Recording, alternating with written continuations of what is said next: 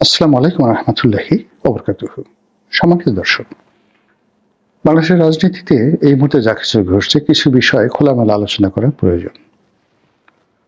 জনাব তারেক রহমান দেশে আসছেন না, এটা নিয়ে নানা রকম সমালোচনা হচ্ছে।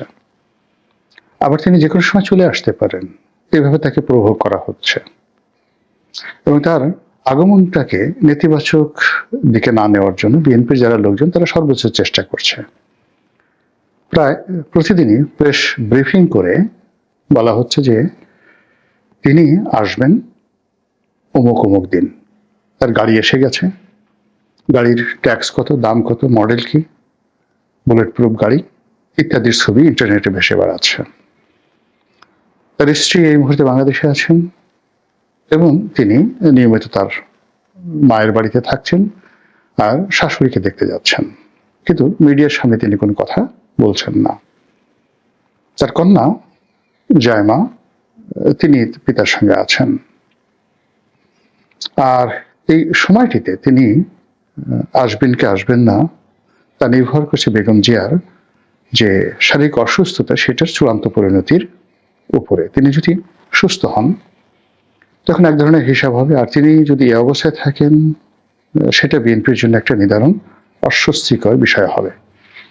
এর কারণে আমাদের দেশের যে একটা নিয়তি বা নিয়ম, সেটা হলো দীর্ঘদিন যদি একটা মানুষ অসুস্থ থাকে তাদের প্রতি বা তার প্রতি মানসিক কোনো আকর্ষণ থাকে না।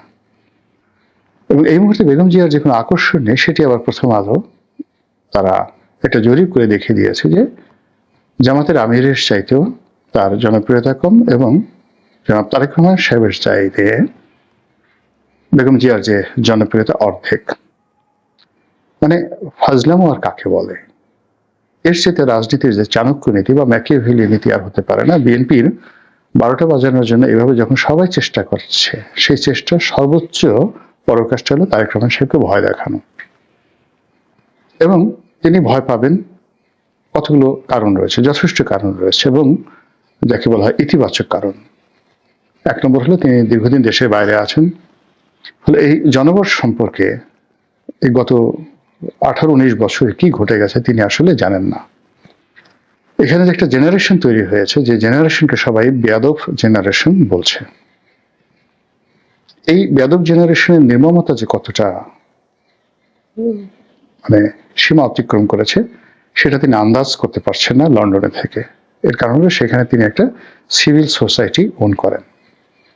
আমাদের দেশে যে কিশোর গ্যাং, কিশোরদের যে অপরাধ প্রবণতা, বিশেষ করে মিরপুর 11 নম্বর, মোহাম্মদপুর, বেড়িবাঁধ এবং একই সঙ্গে যে উত্তরার 13 নম্বর সেক্টর, 13 নম্বর সেক্টর থেকে পার হয়ে আপনি যখন টঙ্গীতে যাবেন, টঙ্গী থেকে শুরু করে একেবারে গাজীপুর পর্যন্ত এই বিস্তীর্ণ এলাকাতে 8 থেকে 15-16 বছর এই বয়সের যারা কিশোর রয়েছে, তারা যে অপরাধের সঙ্গে ব্যাপকভাবে জড়িত হয়ে পড়েছে, এই অপরাধ প্রবণতা আমাদের দেশে কখনো হয়নি। এবং কোনো একটা সমাজ ঠিক যখন এই কিশোরদের অপরাধের কবলে পড়ে, তখন সেখানে একটা ভয়ঙ্কর পরিবেশ পরিস্থিতি তৈরি হয়ে যায়। আপনি তাদেরকে ধরতে পারবেন না বয়সের কারণে, বিচারের আওতায় আনতে পারবেন না, আর এত ব্যাপক সংখ্যক লোকজনকে আপনি রিহ্যাবিলিটেশনের পর্যায়ে, পুনর্বাসনের পর্যায়ে নিতে পারবেন না। তাহলে সমাজ এখন কিন্তু টকবগিয়ে ফুটছে এবং এটা ভাইরাসের মতো সারা বাংলাদেশে ছড়িয়ে পড়ছে এবং আরো পড়বে। শহর বন্দর, গ্রামে গঞ্জে, পাড়া মহল্লা থেকে শুরু করে প্রত্যন্ত এলাকাতে এই কিশোর গ্যাংয়ের দাপট, এটি তারেক রহমান সাহেবের জন্য একটা বিরাট ভয়, আতঙ্ক এবং তার যারা প্রার্থী কর্মী তাদের সকলের জন্য ভয়ের কারণ রয়েছে। এর বাইরে ভারত সম্পর্কে, সম্পর্কে তার একটা ভয় থাকবে, আওয়ামী লীগ সম্পর্কে তার একটা ভয় থাকবে, এবং সাম্প্রতিক সময় জামাতকে নিয়ে তার ভয় আতঙ্ক শুরু হয়ে গেছে। এবং এটা তারেক রহমান সাহেবের জায়গায় যদি দুনিয়ার সবচেয়ে সাহসী মানুষটিকে বসিয়ে দিতেন, তার অবস্থা একই রকম হতো। সবচেয়ে বড় ব্যাপার হলো তার যে দল, সেই দলের ভিতরে তার কোনো বিশ্বস্ত বন্ধু নেই। অনুগত লোকজন আছে, অনেক অনুগত লোকজন আছে, যারা স্বার্থের জন্য তার আনুগত্য করে, সামনে সামনে স্যার বলে আর পিছনে পিছনে তাকে বাজে ভাষায় গালাগাল করে। নমিনেশন পেলে এক ধরনের কথা, আর নমিনেশন না পেলে আরেক ধরনের কথা। এরপরে সবাই মানে যারা আছে এই দলের মধ্যে, এই দলের সঙ্গে তাদের সম্পর্ক, তারেক রহমান সাহেবের সাথে সম্পর্ক সবই কন্ডিশনাল। নিঃশর্ত সম্পর্কযুক্ত কোনো প্রভাবশালী লোক বিএনপিতে আমি দেখছি না, যিনি কিনা মনে প্রাণে তারেক রহমান সাহেবের মঙ্গল কামনা করে তার জন্য জীবন দিতে প্রস্তুত। যেটা বেগম জিয়ার জন্য হয়েছে অতীতে, যেটা শেখ হাসিনার জন্য হয়েছে, বঙ্গবন্ধুর জন্য হয়েছে, জিয়াউর রহমান সাহেবের জন্য হয়েছে, এমনকি এরশাদের জন্য হয়েছে। তো এরকম আরবিতে যেটিকে বলা হামিম, সেই হামিম তারেক রহমান সাহেবের নেই, জিরো। এরপরে সাম্প্রতিক সময় আবার আরেকটি নতুন উৎপাত শুরু হয়েছে। সেই উৎপাত হলো যে বাংলাদেশে তুরস্কের যে গোয়েন্দা সংস্থা, তাদের উপস্থিতি মারাত্মকভাবে ভয়ানকভাবে বেড়ে গেছে। এবং স্বয়ং এরদোয়ান তিনি চাচ্ছেন, এই মুহূর্তে এরদোয়ান সারা দুনিয়ার সবচেয়ে আলোচিত আয়রন ম্যান, স্ট্রং ম্যান। এবং আপনি দেখবেন যে একটা মানে অনুষ্ঠানে এরদোয়ান, ডোনাল্ড ট্রাম্প এবং ইটালির যে বর্তমান প্রধানমন্ত্রী তিনিও ছিলেন। তো সেই সময়টাতে এরদোয়ান কতটা অ্যারোগান্ট, তিনি সেই ইটালির মহিলা প্রধানমন্ত্রী তাকে বললেন হ্যান্ডশেক করে যে তোমার সিগারেটটা ছেড়ে দেওয়া উচিত, তুমি যেভাবে সিগারেট খাচ্ছ এটা ভালো নয়। অনেকটা পিতৃসুলভ অ্যাটিটিউড নিয়ে। অন্যদিকে ইটালিতে এখন যিনি রয়েছেন প্রধানমন্ত্রী, তাকে বলা হয় দ্বিতীয় মুসোলিনি। মুসোলিনির যে ফ্যাসিস্ট আইডিওলজি, সেই ফ্যাসিস্ট আইডিওলজিকে আবার নতুন করে তিনি সামনে এনেছেন। এবং সামনে এনে তার অসাধারণ সুন্দর চেহারা, বাগ্মিতা, সাহস, শক্তি সব মিলিয়ে তিনি ইটালিকে একটা নতুন এরার মধ্যে নিয়ে গেছেন। তো সেই মহিলা প্রধানমন্ত্রীকে তিনি এরদোয়ান বললেন যে তুমি সিগারেট খেও না। এই গেল এরদোয়ানের অ্যারোগেন্সি।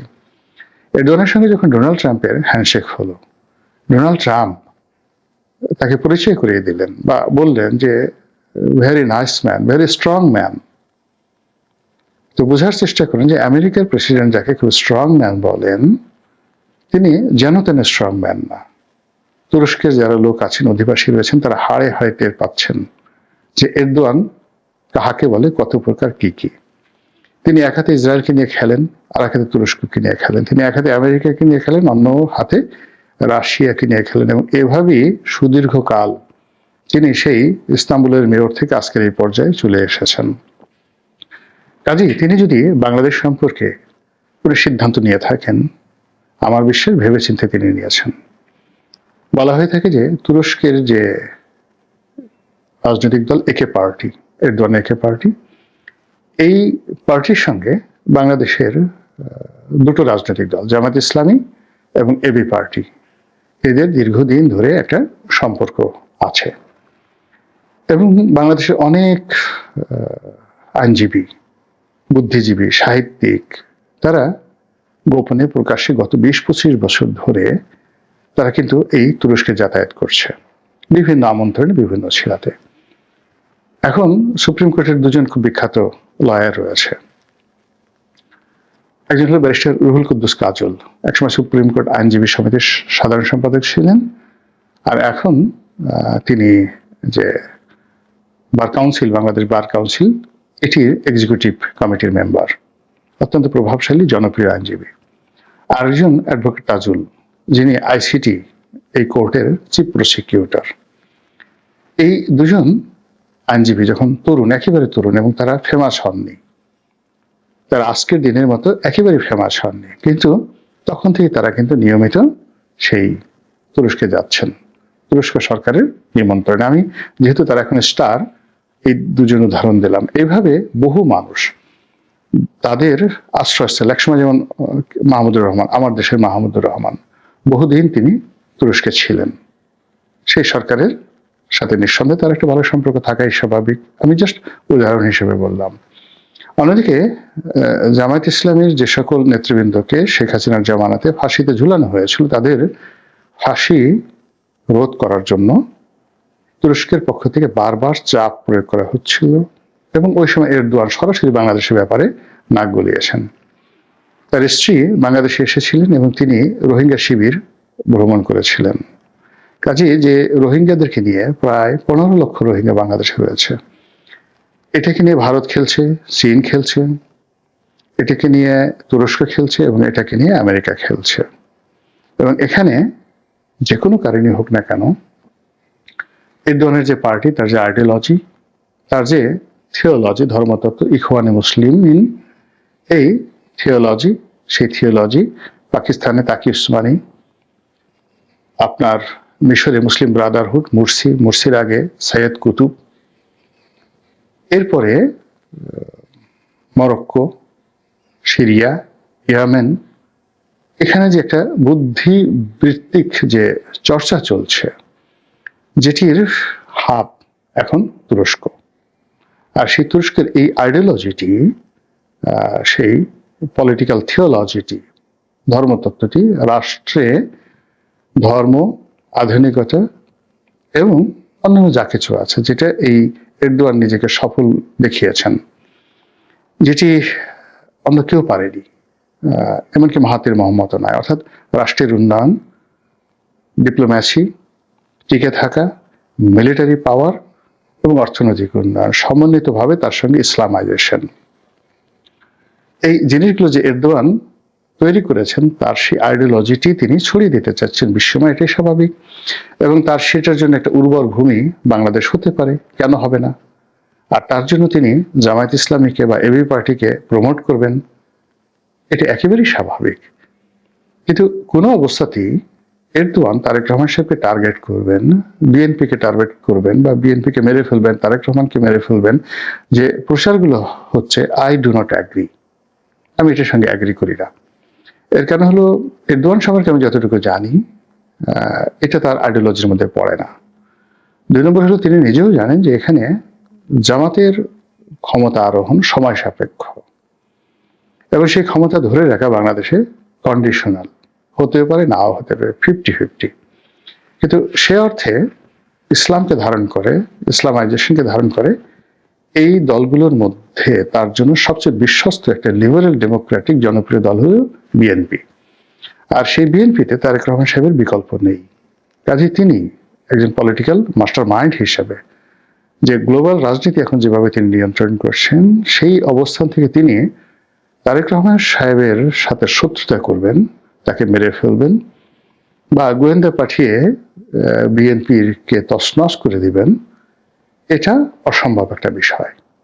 কাজে বাংলাদেশে যারা এই মার্কেটিং গুলো করছেন, তারা মূলত ফেয়ার মার্কেটিং, মানে ভয় দেখিয়ে যে বিপণন, যেমন করোনার ভয় দেখিয়ে ইনজেকশন পুশ করা, করোনার ভয় দেখে মাস্ক বিক্রি করা, মানে মানুষের মনে ভয় সৃষ্টি করে রাজনীতির যে ফায়দা লুটার যে পলিসি রয়েছে পলিটিক্যাল সায়েন্সে, সেই ভয় এবং আতঙ্ক, যেটি একটা সময় হালাকু খান করেছিলেন, একটা সময় চেঙ্গিস খান, মানে মঙ্গলরা করেছিল, একই অবস্থা করেছিল তৈমুল্লং। মানে তারা যেখানে যেতেন, ভারতবর্ষে গিয়াসউদ্দিন তুগলক, তার ছেলে যে মোহাম্মদ বিন তুগলক, তিনি এই ফেয়ার নীতিটা নিয়েছিলেন, মানুষের মনে ভয় জাগানো। আর সবচেয়ে সফল ভারতবর্ষে দুজন, একজন হলো আলাউদ্দিন খিলজি, আর একজন হলো সুলতান গিয়াসউদ্দিন বলবন। তারা মানুষের মনে ভয় জাগিয়ে যে রাজনীতির সফলতা অর্জন করেছেন, এটি একটা ইতিহাস। তো এটা চলতে থাকবে, সব সময় এটা চলতে থাকবে। হিটলার সেম কাজটা করেছেন, মুসলিনি সেম কাজটা করেছেন, সাদ্দাম সেম কাজটা করেছেন, এমনকি গাদ্দাফি ঠিক সেম কাজটি করেছেন, মানুষের মনে আতঙ্ক। আমাদের দেশেও শেখ হাসিনা কিন্তু এই চেষ্টাটা করেছিলেন, যে লোকজন তাকে ভয় পাক, প্রচন্ডভাবে তাকে ভয় পাক, ভয় থর করে কাঁপুক, কাঁপতে কাঁপতে তারা কাপড় চোপড় নষ্ট করে ফেলুক। এই যে আতঙ্কের একটা মানে পরিবেশ পরিস্থিতি তৈরি করা, সেই তুলনায় কিন্তু তারা জুলুম অত্যাচার, মানে যতটা ভয় ছড়িয়েছে, আতঙ্ক, সেই বাঘ এলো, ধরলো, খেলো, তার চেয়ে কিন্তু অপকর্ম কম, একেবারে তুলনামূলকভাবে কম। এরকম একটা অবস্থা আর কি। তো সেই দিক থেকে এখন যে ঘোলাপাড়িতে মাছ শিকার চলছে, রাজনীতির ময়দানে জামাতকে সামনে নিয়ে আসার যে প্রচেষ্টা চলছে, বিএনপিকে ব্যাকফুটেজে পাঠানোর যে চেষ্টা চলছে, বিএনপিকে নেতৃত্ববিহীন করার যে চেষ্টা চলছে, তারেক রহমানকে মাইনাস করার যে চেষ্টা চলছে, বেগম জিয়াকে মাইনাস করার যে চেষ্টা চলছে, এরই ধারাবাহিক যে কর্মসূচি, সেই কর্মসূচিতে এরদোয়ানের নাম যারা ব্যবহার করছেন, হয়তো তাদের সঙ্গে জীবনে এরদোয়ানের কখনো দেখা হয়নি আর হবেও না। মহান আল্লাহ আমাদের সবাইকে হেদায়েত দান করুন এবং হেফাজত করুন। আসসালামু আলাইকুম ওয়া রাহমাতুল্লাহি ওয়া বারাকাতুহু।